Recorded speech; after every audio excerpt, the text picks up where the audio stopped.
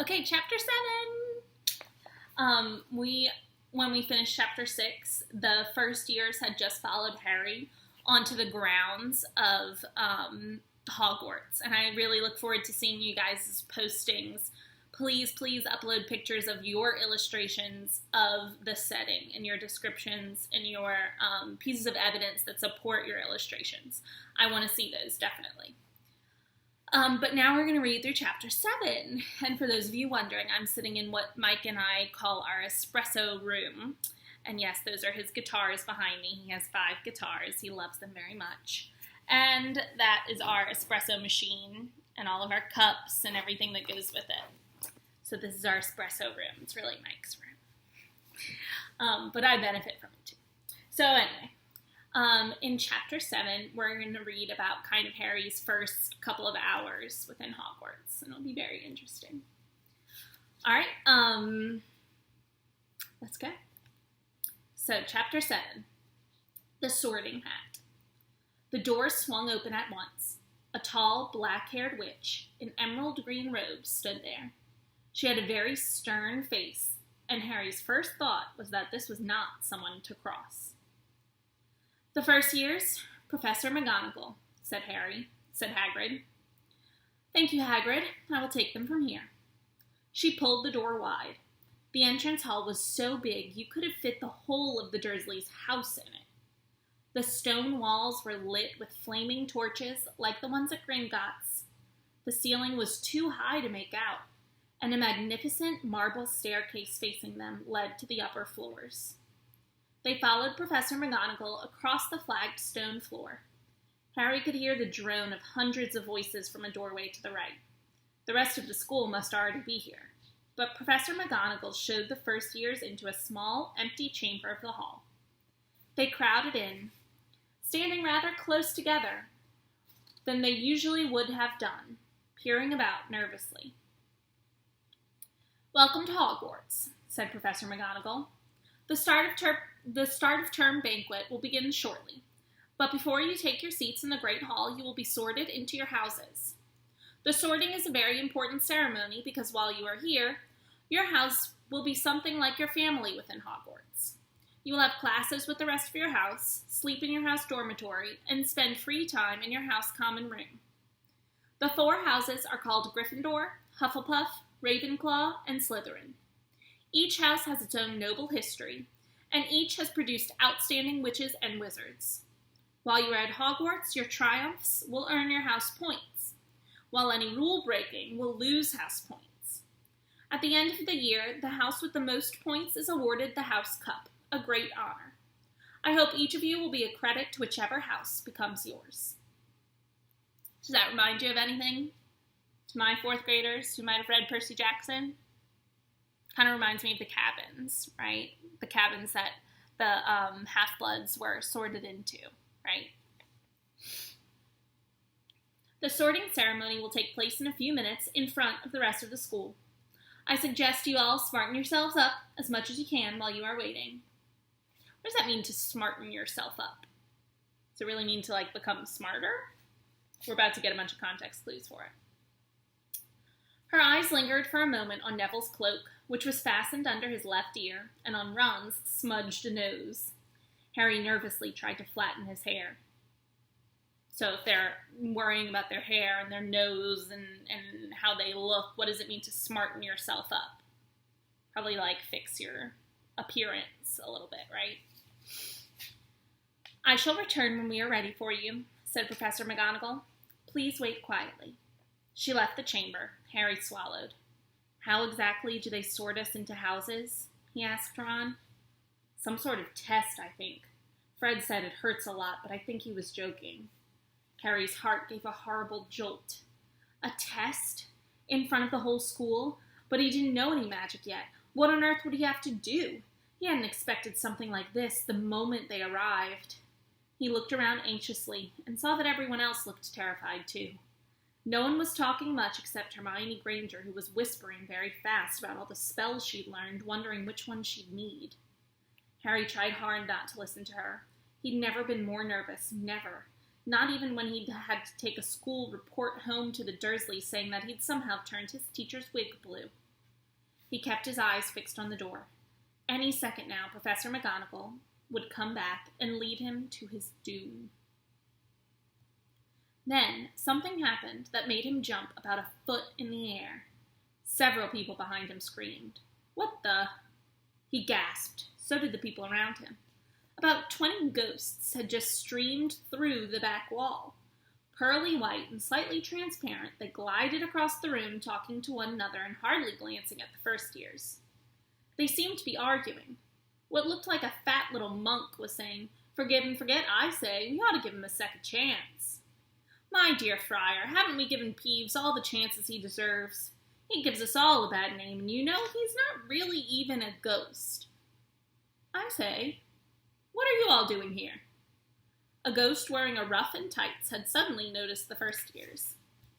Nobody answered. "New students," said the fat friar, smiling around at them.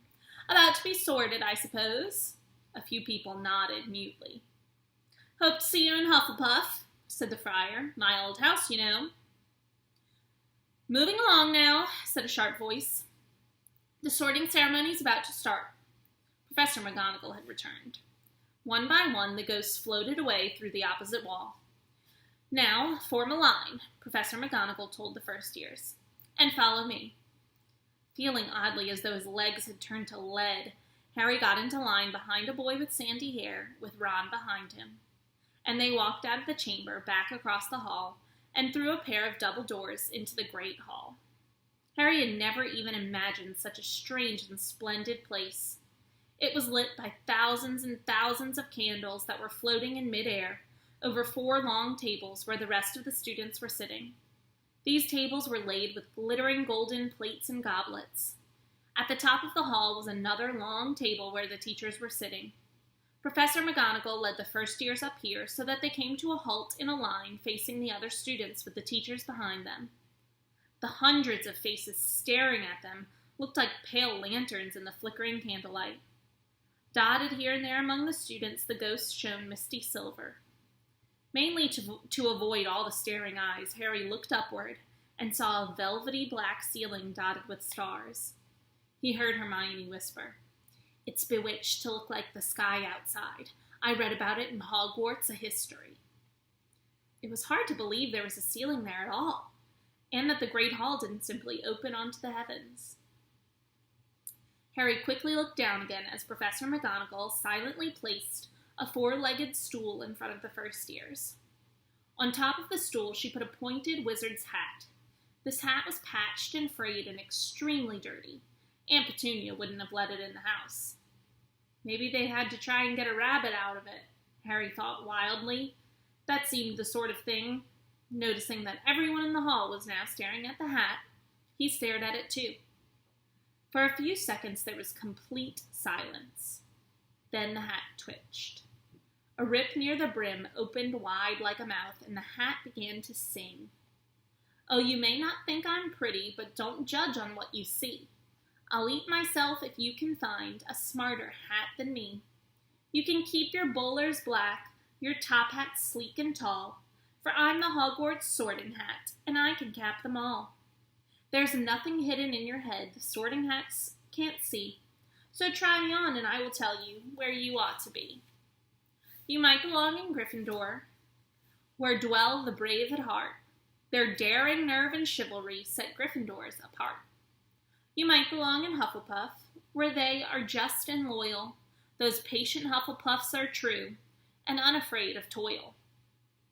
Or yet in wise old Ravenclaw, if you've had a ready mind, where those of wit and learning will always find their kind. Or perhaps in Slytherin, you'll make your real friends, those cunning folk use any means to achieve their ends. So put me on, don't be afraid, and don't get in a flap. You're in safe hands, though I have none, for I'm a thinking cap." The whole hall burst into applause as the hat finished its song. It bowed to each of the 4 tables and then became quite still again.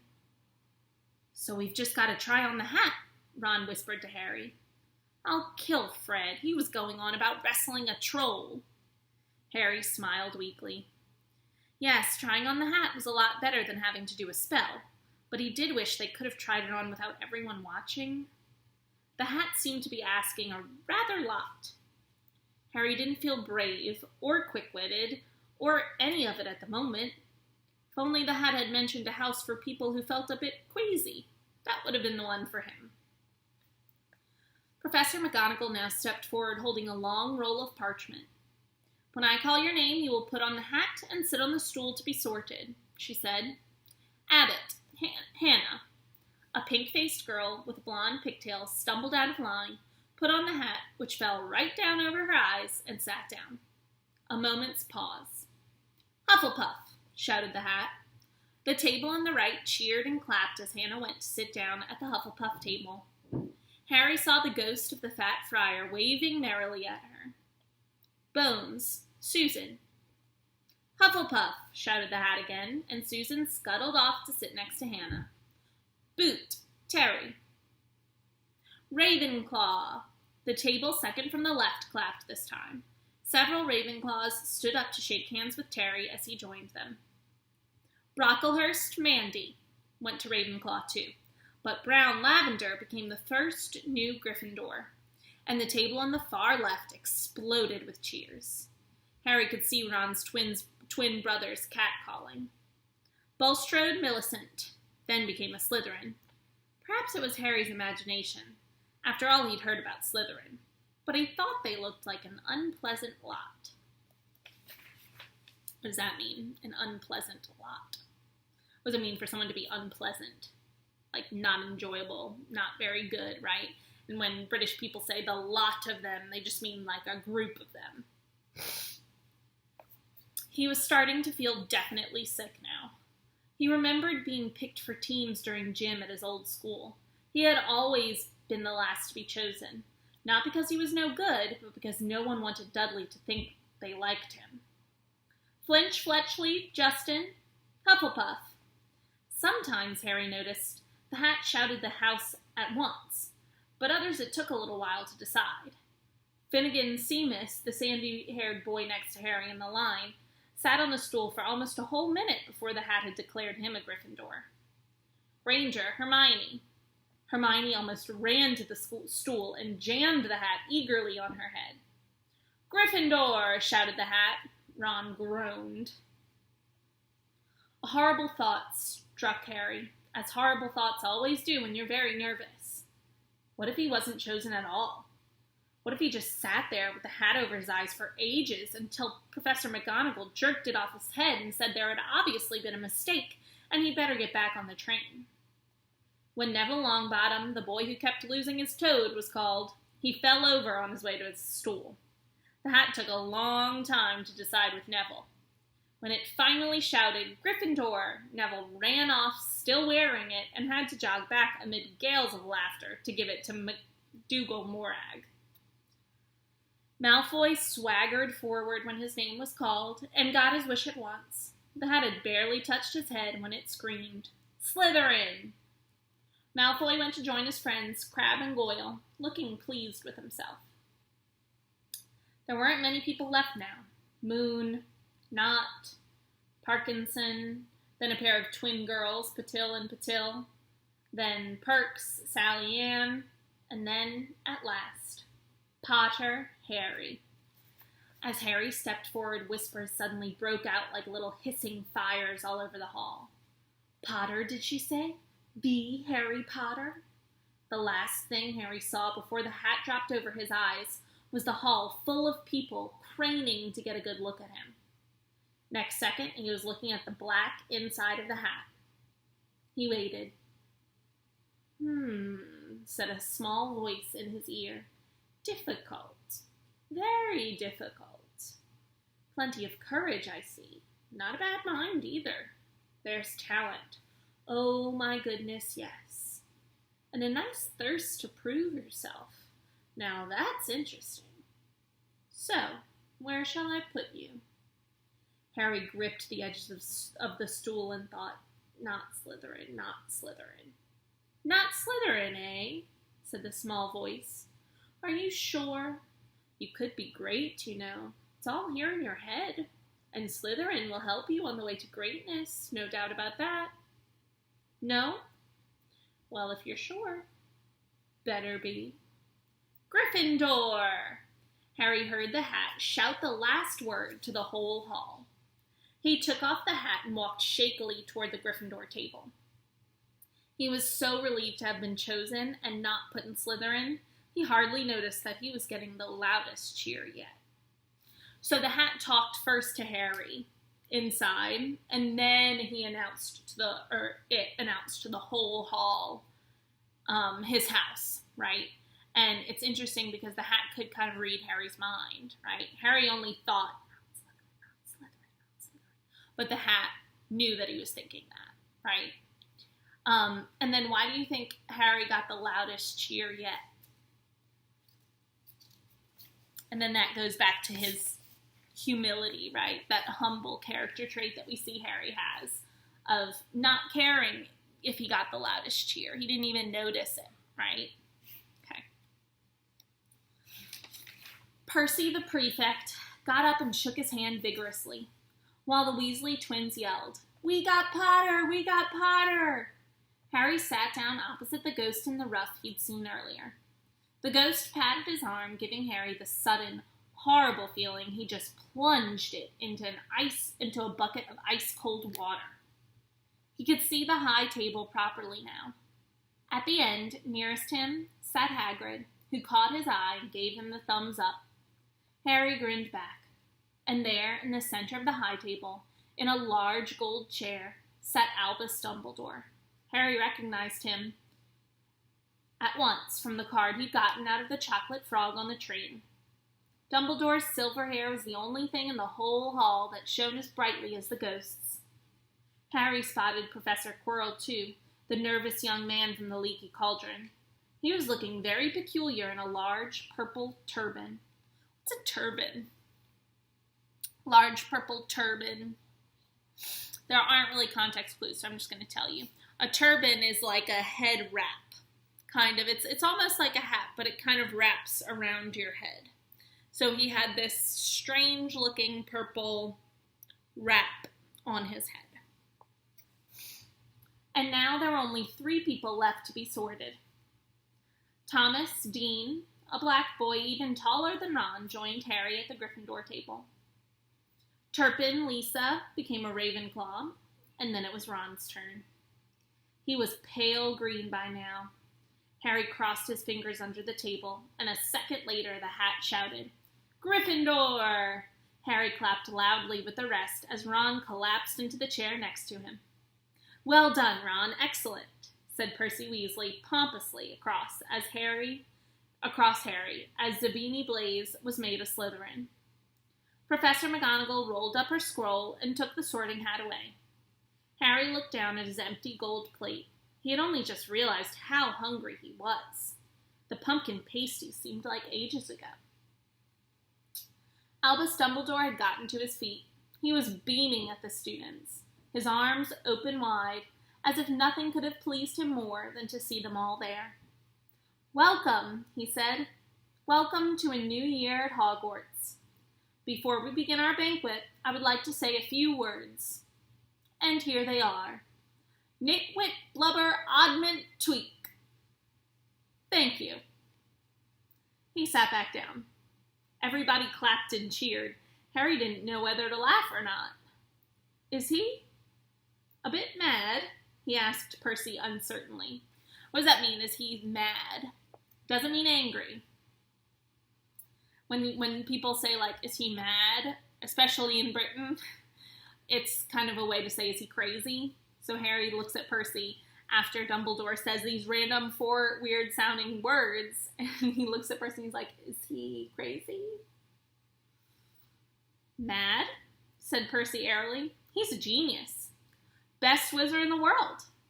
But he is a bit mad, yes. Potatoes, Harry?" Harry's mouth fell open. The dishes in front of him were now piled with food. He had never seen so many things he liked to eat on one table. Roast beef, roast chicken, pork chops and lamb chops, sausages, bacon and steak, boiled potatoes, roast potatoes, fries. Yorkshire pudding, peas, carrots, gravy, ketchup, and for some strange reason, peppermint humbugs. The Dursleys had never exactly starved Harry, but he'd never been allowed to eat as much as he liked. Dudley had always taken anything that Harry really wanted, even if it made him sick.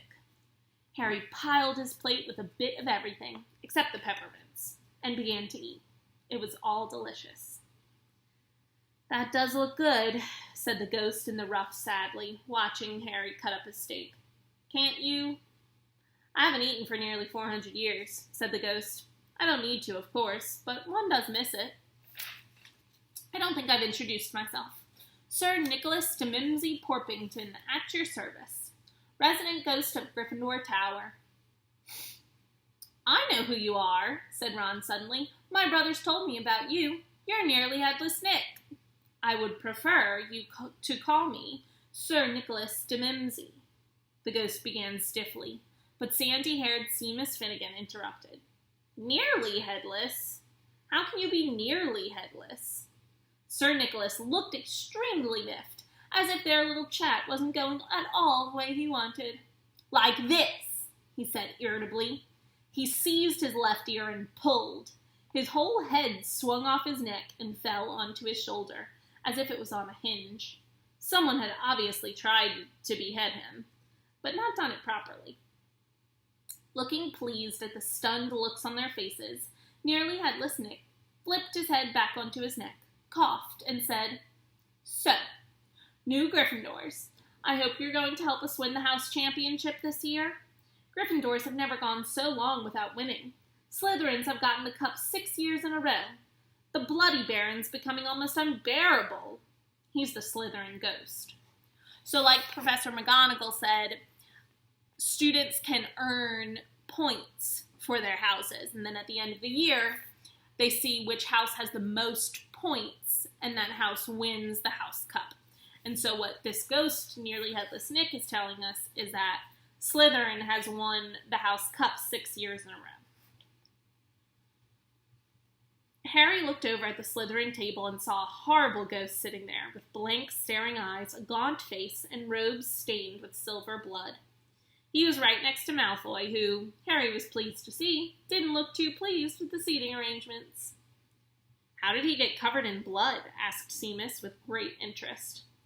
"I've never asked," said Nearly Headless Nick delicately. When everyone had eaten as much as they could, the remains of the food faded from the plates, leaving them sparkling clean as before.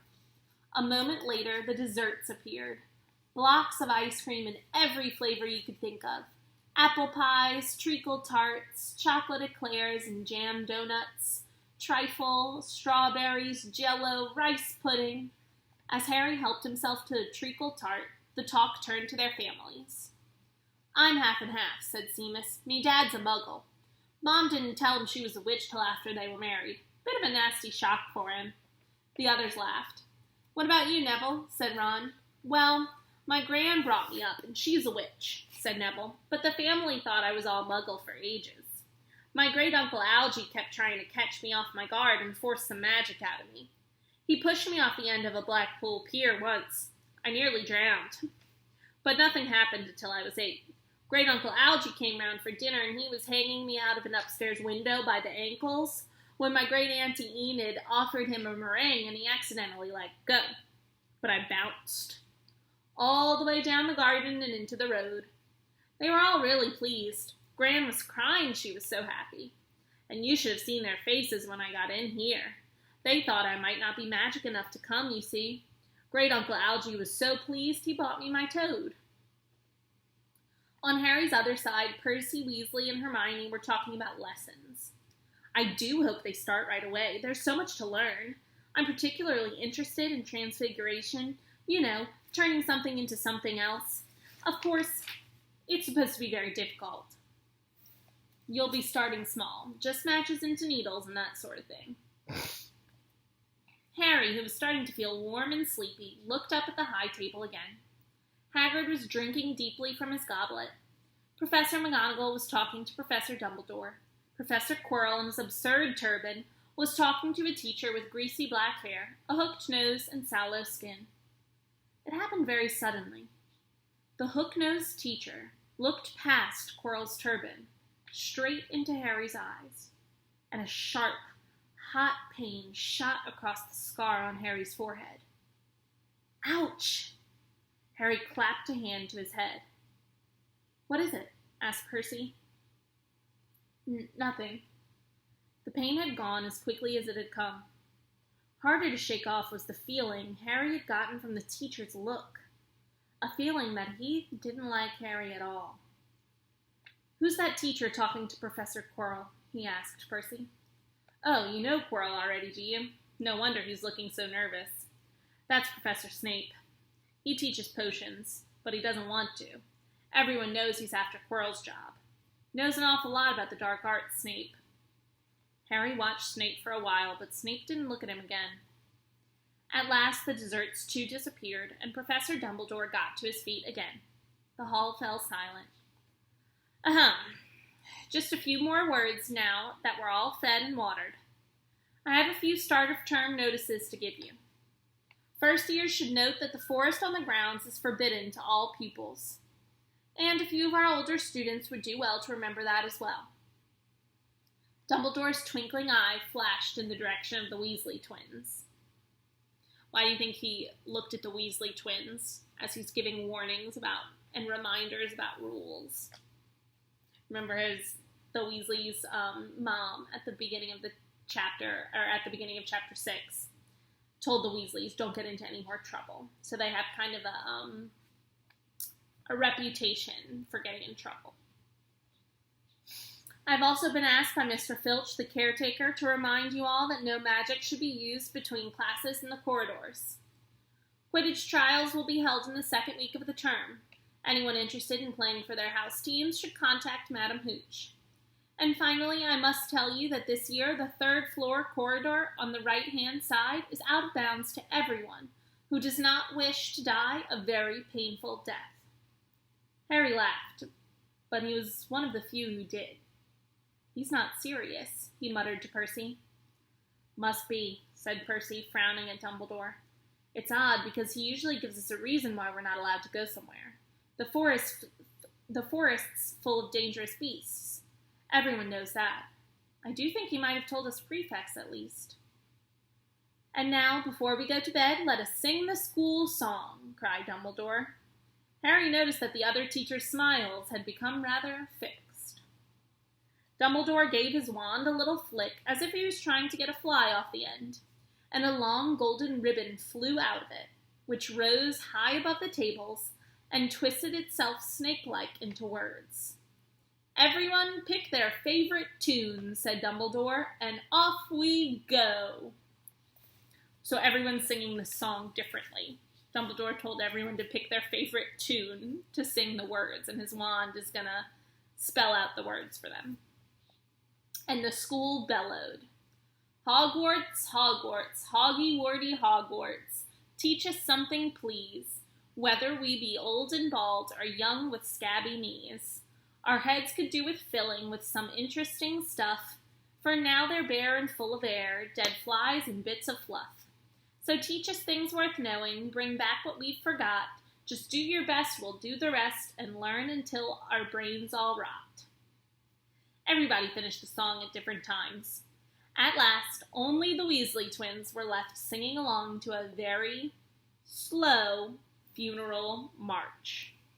Dumbledore conducted their last few lines with his wand, and when they finished, he was one of those who clapped the loudest. Ah, music, he said, wiping his eyes, a magic beyond all we do here. And now, bedtime. Off you trot. The Gryffindor first-years followed Percy through the chattering crowds, out of the Great Hall, and up the marble staircase. Harry's legs were like lead again, but only because he was so tired and full of food.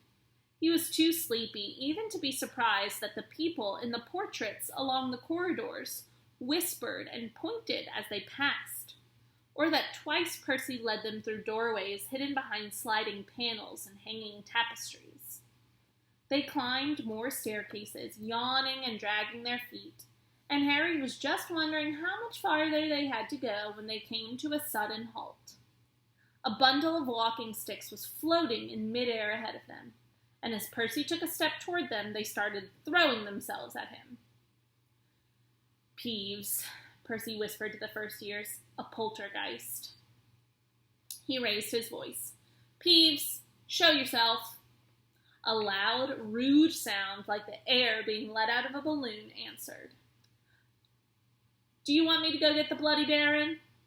There was a pop, and a little man with wicked, dark eyes and a wide mouth appeared, floating cross-legged in the air, clutching the walking sticks. Ooh, he said with an evil cackle. Ickle firsties, what fun! He swooped suddenly at them. They all ducked. Go away, Peeves, or the Baron will hear about this. I mean it, barked Percy. Peeves stuck out his tongue and vanished, dropping the walking sticks on Neville's head. They heard him zooming away, rattling coats of armor as he passed.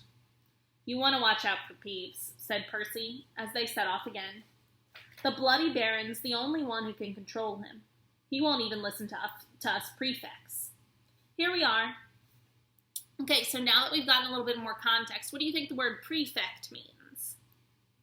If Percy is a prefect and all of the first years are following him, prefect is kind of like a leadership role. It's like almost like a student council might be, that you kind of get to be the leader of a certain group. So Percy is the Gryffindor prefect. It's Miss Monica, imagine that. Call her back later.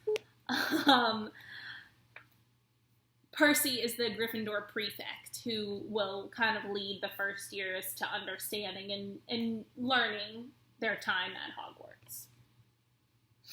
At the very end of the corridor hung a portrait of a very fat woman in a pink silk dress. Password, she said. Caput Draconis, said Percy, and the portrait swung forward to reveal a round hole in the wall. They all scrambled through it. Neville needed a leg up, and found themselves in the Gryffindor common room, a cozy round room full of squashy armchairs. Percy directed the girls through one door to their dormitory, and the boys through another. At the top of a spiral staircase, they were obviously in one of the towers. They found their beds at last. 5 four-posters hung with deep red velvet curtains. Their trunks had already been brought up.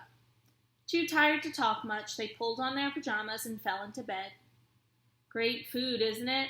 Ron muttered to Harry, through the hangings. Get off, Scabbers, he's chewing my sheets. Harry was going to ask Ron if he'd had any of the treacle tart, but he fell asleep almost at once. Perhaps Harry had eaten a bit too much, because he had a very strange dream. He was wearing Professor Quirrell's turban, which kept talking to him, telling him he must transfer to Slytherin at once because it was his destiny. Harry told the turban he didn't want to be in Slytherin. It got heavier and heavier. He tried to pull it off, but it tightened painfully. And there was Malfoy laughing at him as he struggled with it. Then Malfoy turned into the hook-nosed teacher Snape, whose laugh became high and cold. There was a burst of green light, and Harry woke, sweating and shaking. He rolled over and fell asleep again, and when he woke the next day, he didn't remember the dream at all. Another very clear similarity with Harry and Percy. Some big similarities in that chapter between Harry and Percy Jackson. So think about those. See if you can do some work with your character log for this book.